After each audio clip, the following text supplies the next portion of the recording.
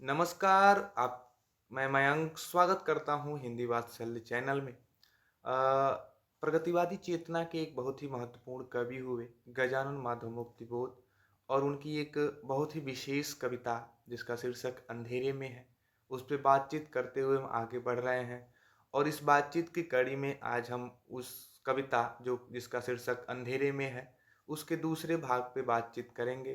पहले भाग पे हमने बातचीत किया हुआ है और बातचीत यूँ हुआ कि जो कवि है वो एक तिलिस्मी खो गुफा में बैठा हुआ और उस दीवार के उस पार से कुछ आवाज़ें उसे सुनाई देती है। और आगे चलते हैं तो वो जो आवाज़ें हैं वो उसे निरंतर सुनाई तो देती हैं, पर उस दीवार के पीछे जो आदमी है वो उसे दिखाई नहीं देता है। फिर वो बावड़ी के पास उस तालाब से एक श्वेत उज्ज्वल चेतना निकलती है। उस चेतना में एक रक्तालोक स्नात पुरुष की आकृति बनती है। रक्तालोक स्नात पुरुष का मतलब कि रक्त यानी कि लाल प्रकाश से नहाया हुआ पुरुष की आकृति बनती है। और लाल इसलिए क्योंकि ये लाल जो है वो मार्क्सवादी चेतना का प्रतीक है। और वो चेतना मतलब वो रक्तालोक स्नात पुरुष जब वो लाल मशाल जो क्रांतिकारी चेतना का प्रतीक है उसको लेकर दुनिया में जैसे ही बाहर आता है वो मशाल बुझ जाती है। वो मशाल इसलिए बुझती है क्योंकि उस पे बाहरी दुनिया के परिवेश का, समाज का दबाव पड़ता है। तो कहने का मतलब ये है कि वो जो मध्यम वर्गीय चेतना है, वो जब बाहर क्रांतिकारी चेतना से भरी हुई मशाल को लेकर निकली, तो बाहर बैठी जड़ परंपराओं और मान्यताओं के दबाव में वो बुझ जाती है। यहीं पे पहला भाग खत्म हुआ। दूसरे भाग में आज हम बातचीत करेंगे।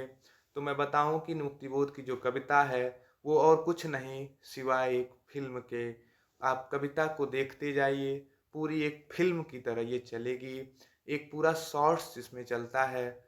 और ये दूसरा भाग जो होगा वो उसी रक्तालोक स्नात पुरुष पे ही आधारित भाग होगा, जिसमें फिर से वो रक्तालोक स्नात पुरुष जब फिर से कवि के दरवाजे पे आएगा, दरवाजे के साकल को बार बार वो पीटेगा और कवि उससे जुड़ेगा नहीं।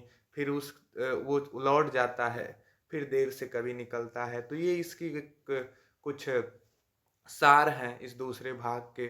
तो हम कविता पढ़ते हैं और कविता कुछ यूं है जो दूसरा भाग है कि सूनापन सिहरा अंधेरे में ध्वनियों के बुलबुले उभरे, शून्य के मुख पर सलवटे स्वर की मेरे ही उर पर धसाती हुई सिर, छटपटा रही हैं शब्दों की लहरें, मीठी हैं दुसह। कह रहे हैं कि सूनापन सिहरा अंधेरे में ध्वनियों के बुलबुले उभरे, शून्य के मुख पर सलवटे स्वर की मतलब कि जो कवि है या फिर उस जो वो जो आदमी है जो उस तिलस्मी खो में बैठा हुआ है, उसके चेहरे पर एक जो सूनापन था वो थोड़ा सा सिहरा है। और जो अंधेरे में ध्वनियों के बुलबुले उभरे मतलब कि बहुत सारे उतार चढ़ाव फिर से उसके जीवन में आए। मध्यम वर्गीय चेतना का जो उतार चढ़ाव है, जो परिस्थितियों का दबाव है, वो ही बुलबुले उभरे अंधेरे में। शून्य के मुख पर सलवटे स्वर की मेरे ही उर पर धसाती हुई सिर। और वो जो भी परेशानियां आई वो इसके हृदय में ही अपनी सिर को धसाते हुए, और वो जो छटपटाहट है वो एक लहर की तरह लगी। कहने का मतलब ये है कि जो रक्तालोक स्नात पुरुष पहले भाग में था, आज आज वो दरवाजे पर खड़ा है और उसकी उसको याद कर रहा है कवि। और कवि याद करते हुए उस मशाल को याद कर रहा है, जो मशाल दुनिया में आते ही बुझ जाती है। और जैसे ही वो बुझ जाती है तो ये थोड़े से दुखी भाव में चला जाता है। लेकिन फिर कुछ देर बाद उसका सूनापन एक सिहर जाता है, एक सिहरन आती है और उस अंधेरे में भी ध्वनियों के बुलबुले उठते हैं। और वो याद करता है उस रक्तालोक स्नात पुरुष की स्मृतियों को, जो उसे मीठी भी लगती हैं और दुसह भी लगती हैं। अब आगे कवि कह रहा है कि अरे हाँ, शाकल की रह रह बजती है द्वार पर, कोई मेरी बात मुझे बताने के लिए ही बुलाता है, बुलाता है। कह रहा है कि जो कमरे में बैठा है ये कवि यानी कि मुक्तिबोध, उनके दरवाजे पे जो कोई आके नॉक नॉक करता है, उनके शाकल को बजाता है और इन्हें लगता है कि कोई मेरी बात ही मुझे बताने आया है और बार बार मुझे बुला रहा है।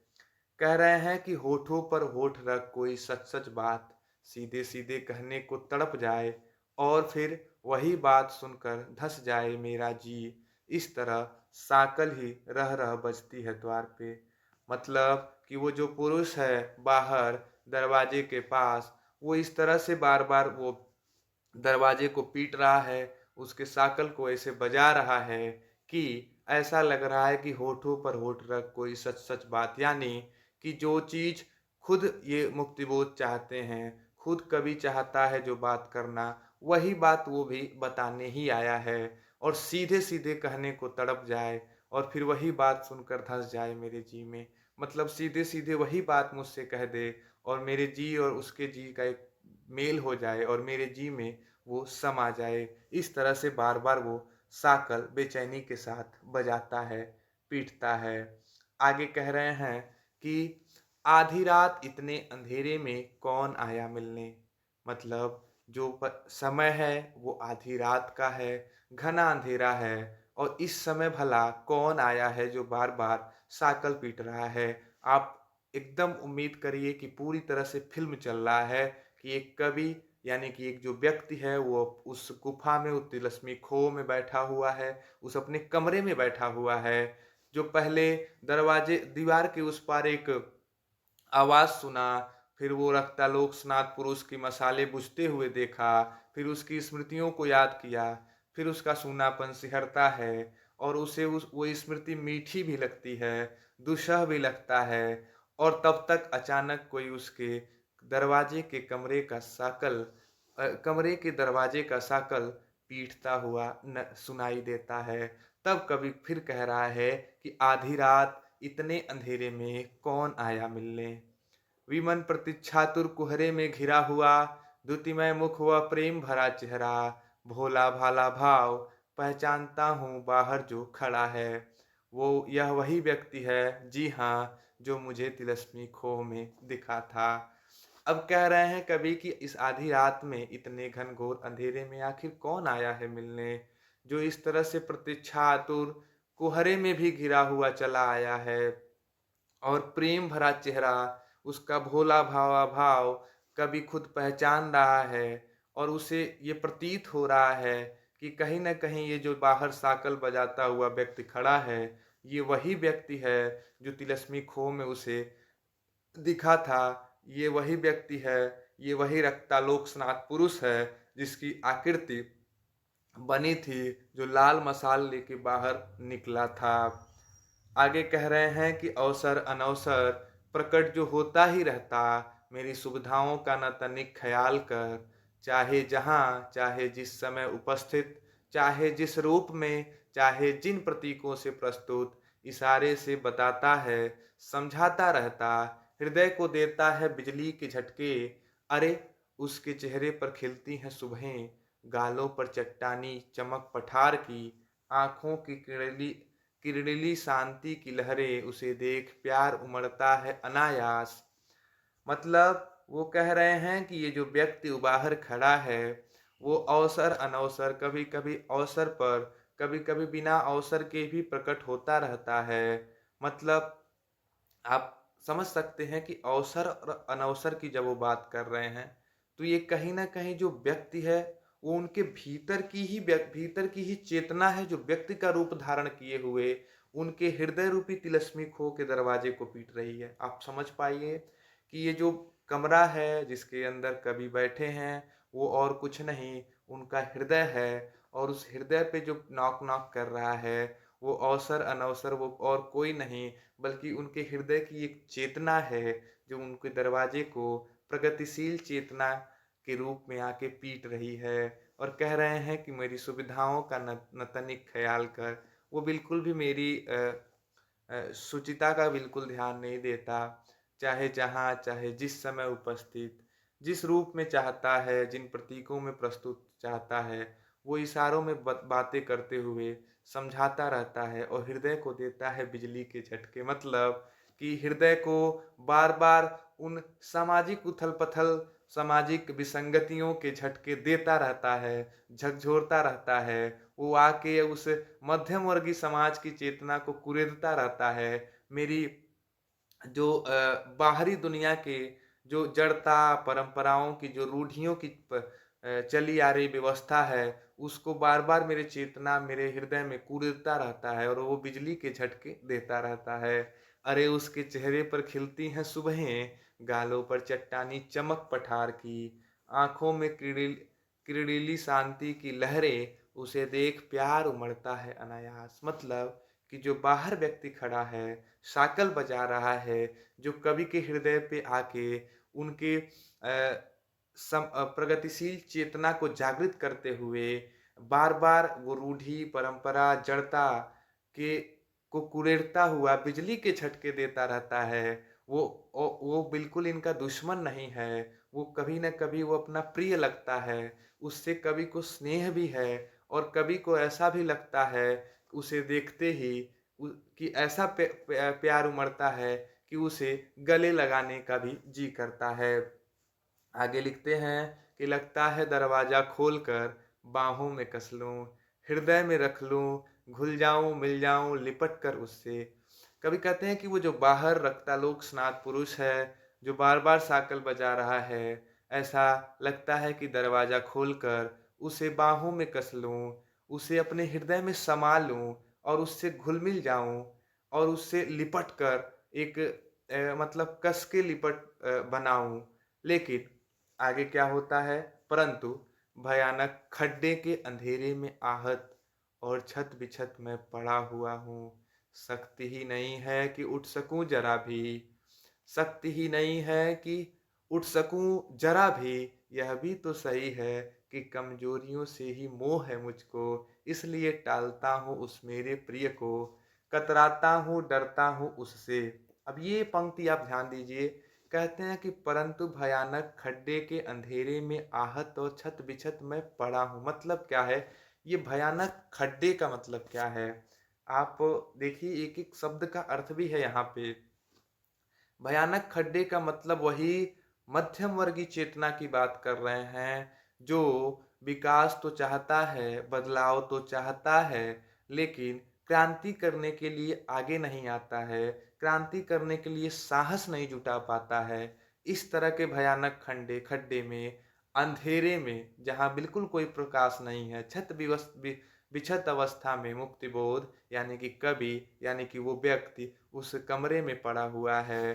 कह रहा है कि शक्ति ही नहीं है कि उठ सकूं, मतलब कि साहस ही नहीं हो पा रहा है कि अपने हक की लड़ाई के लिए, अपने अधिकार की लड़ाई के लिए समाज में, दुनिया में अपनी उपस्थिति जता पाऊं। और ये इसलिए भी संभव है क्योंकि जो मध्यम वर्ग है उसे अपनी कमजोरियों से प्यार हो गया है, उसे अपनी कमजोरियों से मोह हो गया है, जिस तरह से इस कवि को हुआ है। और वो लिख रहा है कि यह भी तो सही है कि कमजोरियों से ही मुझे मोह है।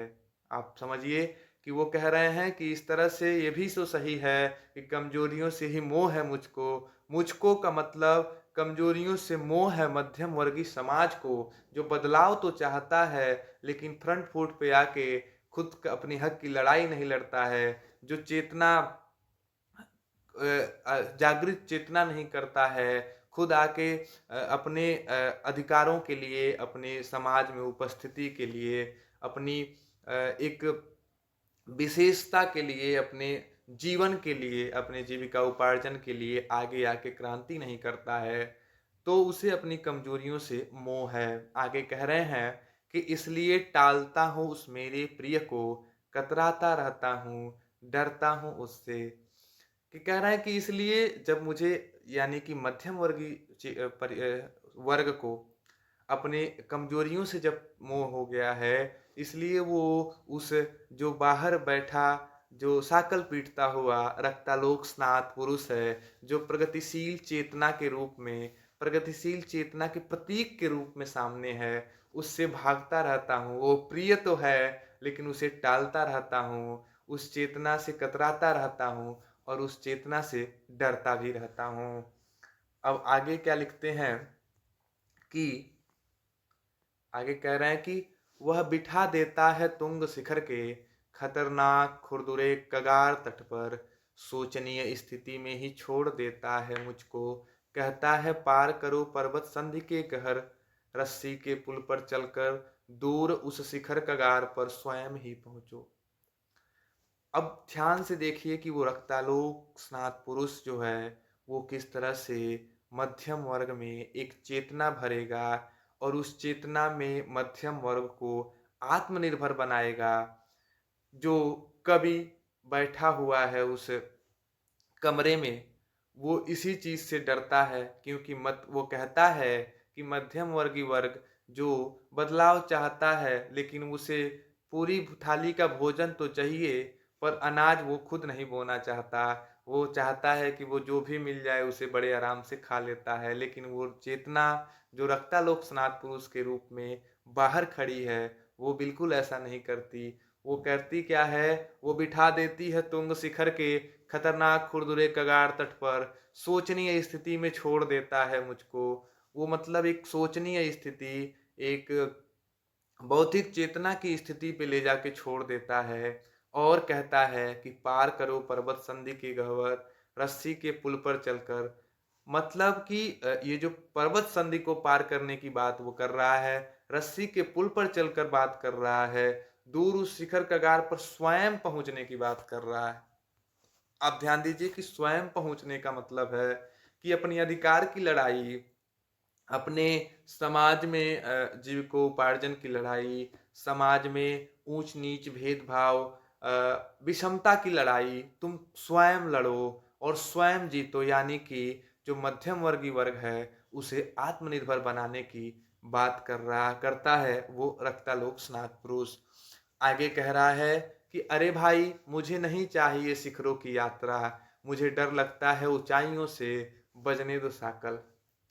वो रक्तालोक स्नात पुरुष जो बाहर खड़ा है वो मध्यम वर्गीय चेतना के मध्यम वर्गीय समाज को एक ऐसी चेतना से जागृत करना है जिस जो उसे आत्मनिर्भर बनाता है और उसे अपने हक की लड़ाई लड़ने के लिए सामर्थ्य देता है, उसे अपने समाज में भेदभाव, ऊंच नीच, विषमताओं के खिलाफ लड़ने की, क्रांति छेड़ने की शक्ति देता है और स्वयं ही शिखर कगार पर पहुंचने की बात करता है। लेकिन जो मध्यम वर्गीय समाज का जो व्यक्ति है, जो कवि है, उस रूम में बैठा है, उस कमरे में बैठा है, वो क्या कहता है कि अरे भाई, मुझे नहीं चाहिए शिखरों की यात्रा। ये जो मध्यम वर्गीय समाज है वो कहता है कि मुझे नहीं चाहिए बहुत ऊंचाइयों की यात्रा, मुझे डर लगता है। यानी कि मध्यम वर्गीय समाज को डर लगता है ऊंचाइयों से, और बजने दो साकल, और वो साकल बजने दो। आगे कहते हैं कि उठने दो अंधेरों में ध्वनियों के बुलबुले, वजन वैसे ही आप चला जाएगा आया था जैसे। कह रहा है कि उठने दो अंधेरे में ध्वनियों के बुलबुले, मतलब कि समाज में होने दो, चाहे जितनी भी विसंगतियां हो रही हैं, चाहे जितने भी भेदभाव हो रहे हैं, चाहे जितनी भी परंपराएं, रूढ़ियां, जड़ता भरे हुए हैं, उसे उठने दो अंधेरे में ध्वनियों के बुलबुले के रूप में। वह जन जो चेतना, जो प्रगतिशील चेतना के रूप में दरवाजे पर खड़ा है, जो आया है हमें आत्मनिर्भर बनाने, जो आया है मध्यम वर्ग को क्रांति की लौ पकड़ाने, क्रांति का मशाल जला के पकड़ाने, उसे छोड़ दो, वो वैसे ही चला जाएगा जिस रूप में वो आया था। खड्डे के अंधेरे में मैं पड़ा रहूंगा पीड़ाए समेटे। और खड्डे खड्डे के अंधेरे में मैं पड़ा रहूंगा, मतलब कि ये जो मध्यम वर्गीय समाज है, जो मध्यम वर्ग की वैचारिक सोच है, जो अंधेरे में है, जहाँ बिल्कुल भी कोई किसी प्रकार की कोई चेतना नहीं है अपने जीवन को लेकर के, समाज में अपनी उपस्थिति को लेकर के, इसी तरह की वैचारिक चेतना के साथ मैं खड्डे में ही पड़ा रहूंगा अपनी पीड़ाओं को समेटे हुए, ऐसा वो व्यक्ति कह रहा है, ऐसा कवि मुक्तिबोध कह रहे हैं जो उस कमरे में बैठे हुए हैं। अब क्या होता है कि क्या करूं क्या नहीं करूं मुझे बताओ, स्तंभ शून्य में तैरती हैं जगत समीक्षा, कि हुई उसकी विवेक विक्षोभ महान उसका तम अंतराल में। अंधियारे मुझ में द्वितीय आकृति सा, भविष्य का नक्शा दिया उसका सह नहीं सकता। अब कह रहे हैं कि आखिर मैं क्या करूं, क्या नहीं करूं, मुझे बताओ। स्तंभ शून्य में तैरती है जगत समीक्षा। यानी कि ये जो अंधकारमय शून्य है, उसमें इस जगत की समीक्षा ऐसी है जिसको सह नहीं सकता, सहा नहीं जा सकता, और वो तैरती रहती है विवेक विक्षोभ महान उसका तम अंतराल में। अंधियारे में मुझको द्युति आकृति सा, भविष्य का नक्शा। यानी कि वो जो रक्तालोक स्नात पुरुष है, जो भविष्य का नक्शा दे दिया है बना के, वो ऐसा है कि जो सहा नहीं जा सकता। वो सही तो है, लेकिन वो सह नहीं पा रहा है। और कौन नहीं सह पा रहा है? मध्यम वर्गीय समाज। आगे कह रहे हैं कि नहीं नहीं, उसको मैं छोड़ नहीं सकूंगा, सहना पड़े मुझे चाहे जो भले ही, कमजोर घुटनों को बार बार मसल लड़खड़ाता हूं मैं। और कह रहे हैं कि नहीं नहीं, उसको मैं छोड़ नहीं सकूंगा, सहना पड़े मुझे चाहे जो भले ही। मतलब कि वो जो रक्तालोक स्नात पुरुष है, जो भविष्य का नक्शा बना के दिया इनको, वो भले ही वो सह नहीं पाए, लेकिन उसे वो छोड़ भी नहीं सकते, चाहे भले उन्हें कुछ भी सहना पड़े। और इतनी बात कहते हुए वो व्यक्ति जो कमरे में बैठा है, यानी कि मुक्तिबोध स्वयं, घुट कमजोर घुटने को बार बार मसल लड़खड़ाता हुआ मैं उठता हूँ दरवाजा खोलने, चेहरे के रक्तहीन विचित्र शून्य को गहरे पोंछता हूँ हाथ से। मतलब कि अपनी घुटनों को बार बार मसलते हैं, उसमें शक्ति लाते हैं और लड़खड़ाते हुए उठते हैं दरवाजे को खोलने। चेहरे के रक्तहीन विचित्र शून्य को गहरे हाथों से पोंछते हुए, अपने जो उन पे जो शून्य चेतना थी उसको हाथों से पोंछते हुए, वो दरवाजा खोलने के लिए अपने घुटनों को मसलते हुए, लड़खड़ाते हुए उठ खड़े होते हैं। और अंधेरे के ओर छोर टटोल टटोल टटोल कर बढ़ता हूँ आगे। और उस घना घनघोर अंधेरे में ओर छोर को टटोलते हुए, स्पर्श करते हुए आगे बढ़ते हैं। पैरों से महसूस करता हूँ धरती का फैलाव, हाथों से महसूस करता हूँ दिशाएं, सांसों से अनुभव करता हूँ दुनिया, मस्तक अनुभव करता है आकाश, दिल में तड़पता है अंधेरे का अंदाज। आंखें ये तथ्य को सूंघती सी लगती हैं, केवल शक्ति है स्पर्श की गहरी। जब वो व्यक्ति खड़ा होता है दरवाजा खोलने के लिए, और जैसे ही दरवाजा खोलने के लिए वो आगे बढ़ता है, तो पैरों से वो धरती का फैलाव महसूस करता है।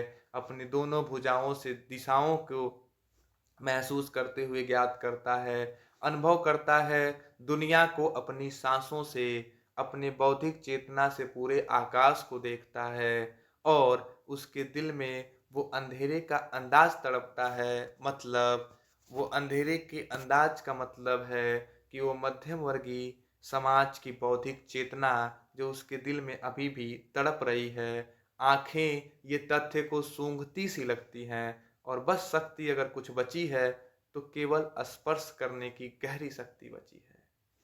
आगे कहते हैं कि आत्मा में भीषण सतचित वेदना जल उठी दहकी।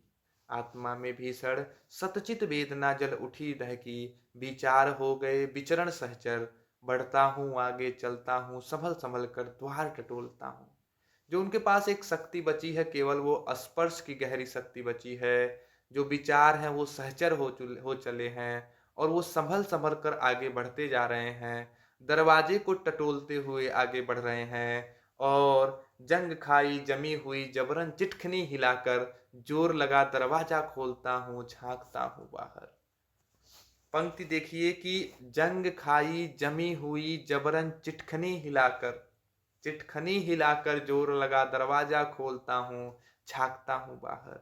ये चिटखनी केवल उस दरवाजे की चिटखनी मात्र नहीं है, ये चिटखनी मध्यम वर्गीय समाज के बौद्धिक चेतना पे लगी हुई चिटखनी है, जिसको जोर लगाकर मुक्तिबोध यानी कि वो व्यक्ति जो उस कमरे में है वो खोलता है। ये चिटखनी उस मध्यम वर्गीय समाज के सोच पे लगी हुई, उस मध्यम वर्गीय समाज के चेतना पे लगी हुई चिटखनी है, जिसको जोर लगाकर खोलता है कवि। और जब इस चिटकिनी को खोल के झांकता है बाहर, तो सूनी है राह अजीब है फैलाव, सर्द अंधेरा ढीली आंखों से देखते हैं विश्व उदास तारे। हर बार सोच और हर बार अफसोस, हर बार फिक्र के कारण बढ़े हुए दर्द का मानो कि दूर वहां अंधियारा पीपल देता है पहरा। जब वो मध्यम वर्गीय समाज के बौद्धिक चेतना पे लगी हुई चिटकनी को खोलता है, यानी कि उस दरवाजे की चिटकनी को खोलता है, तो बाहर देखता है कि सूनी है राह। राह तो है लेकिन सूनी है, उस राह पे कोई नहीं चला है। उस राह पे अजीब फैलाव भी है, उस राह पे अंधेरा भी है। अंधेरा इसलिए भी है कि कोई उस राह पे अभी चला ही नहीं है। ढीली आंखों से देखता है तो विश्व के उदास तारे नजर आते हैं। हर बार सोचता है, हर बार अफसोस और हर बार फिक्र होती है उसे कि इस कारण बढ़ते हुए दर्द मानो कि दूर वहां एकमात्र एक पीपल जो पहरा देता है उस अंधियारे में। हवाओं की निसंग लहरों में कांपती कुत्ते की दूर दूर अलग अलग आवाज टकराती रहती सियारों की ध्वनि से। कह रहे हैं कि निसंग हवाओं की लहरों में केवल मतलब एक निछक्क कहा जाए अगर, कि हवाओं की लहरों में कुत्तों की आवाज जो है वो सियारों की आवाजों से टकराती रहती है। ये बात क्या है कि समाज में जो लड़ाई है, वैचारिक लड़ाई है, वो लड़ी जा रही है। दूर दूर से कुत्तों की अलग अलग आवाज टकराती रहती है सियारों की ध्वनि से, और ये वैचारिक लड़ाई चलती रहती है। आगे लिखते हैं कि कपती हैं दूरियां गुजरते हैं फासले, बाहर कोई नहीं बाहर। और वो जो दूरियां हैं वो कपती हुई नजर आती हैं, और जो फासले हैं वो गूंजते हुए उन आवाजों में लगती हैं। बाहर कोई नहीं है बाहर, मतलब पूरा का पूरा सूनापन दिख रहा है। इतने अंधियारे में, इतने में अंधियारे सूने में कोई चीख गया है। और इसी अंधियारे इसी सूनेपन में एक चीख सुनाई देती है कवि को, मुक्तिबोध को, कि रात का पंछी कहता है। आप फिल्म देखते होंगे, फिल्म में जैसे किसी बगल से एक बाज एक चील आता है और वो अपनी चीख लगा के चला जाता है, उसी तरह से एक चीख कवि को सुनाई दिया है वो दरवाजा खोलने के बाद। और वो रात का पंछी यूं कहता है कि वह चला गया, वह नहीं आएगा, आएगा ही नहीं अब तेरे द्वार पर।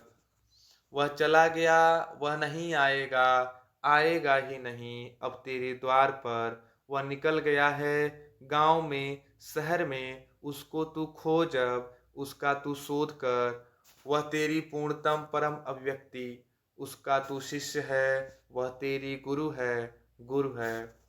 अब ध्यान दीजिए कि वो जो रात का पंछी है जो चीख के गया है मुक्तिबोध के पीछे बगल से, कवि के बगल से, उस कमरे के उस आदमी के पीछे से, और वो ये कह के गया है कि वो चला गया, वो आएगा नहीं, आएगा ही नहीं। मतलब कि वो जो रक्तालोक स्नात पुरुष है, वो जो लाल मसाल खड़े हुए प्रगतिशील चेतना से लबालब भरा हुआ वो आदमी जो अब तक साकल पीट रहा था, और ये जो कवि हैं अंदर जो कमरे में बैठे थे, दरवाजा खोलने में देरी किए, वो चला गया है, वो निकल गया है गांव में शहर में। और वो रात का पंछी ये भी कहता है कि उसको खोज अब, उसको तू शोध कर। किसको खोजने की बात कर रहा है? तो वो प्रगतिशील चेतना की बात कर रहा है। कह रहा है कि उस चेतना को खोज, उस चेतना को शोध। वो चेतना ही तुम्हारी पूर्णतम परम अभिव्यक्ति है। मतलब कि जो तुम्हारी पूर्णतम अभिव्यक्ति होगी वो उस चेतना की तरह ही होगी, उस रक्तालोक स्नात पुरुष की तरह हुई होगी।